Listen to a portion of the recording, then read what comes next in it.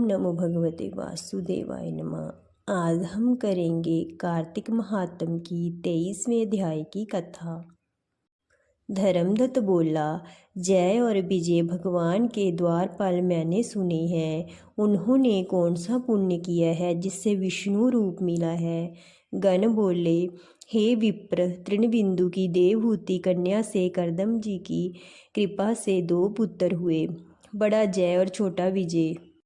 उसी देवहूति के कर्मयोगी कपिल देव हुए। जय और विजय ने पूरी इंद्रियों की वृत्तियों को विष्णु की भक्ति में लगा दिया था। इसी से बहुत बड़े धर्मात्मा हुए। एक बार दोनों को मरुत राजा ने बुलाया। वह यज्ञ कराने में चतुर थे। उनको देवता और ऋषि भी पूजते थे। वे वहाँ गए। उस यज्ञ में जय ब्रह्मा और विजय जाचक हुए। फिर संपूर्ण यज्ञ को पूरा किया। इसके बाद राजा मारुत ने यज्ञ का स्नान करके उनको बहुत सा धन दिया। उस धन को लेकर वे अपने आश्रम को गए। भगवान के पूजन और प्रसन्नता के लिए उस धन को बांटने लगे।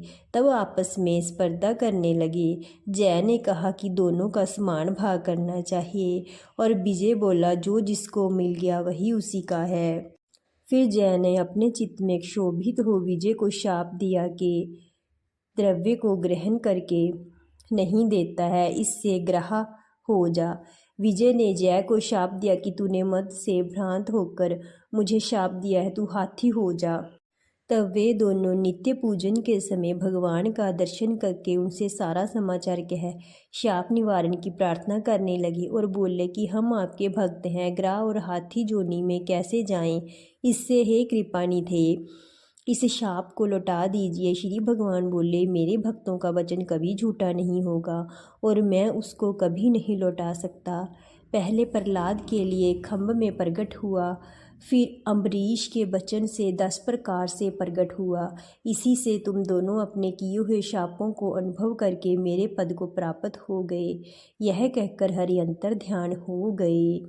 गण बोले, फिर वे दोनों ग्रह और मातक बनकर कार्तिक पूर्णिमा के दिन गंडकी में स्नान करने के लिए गए।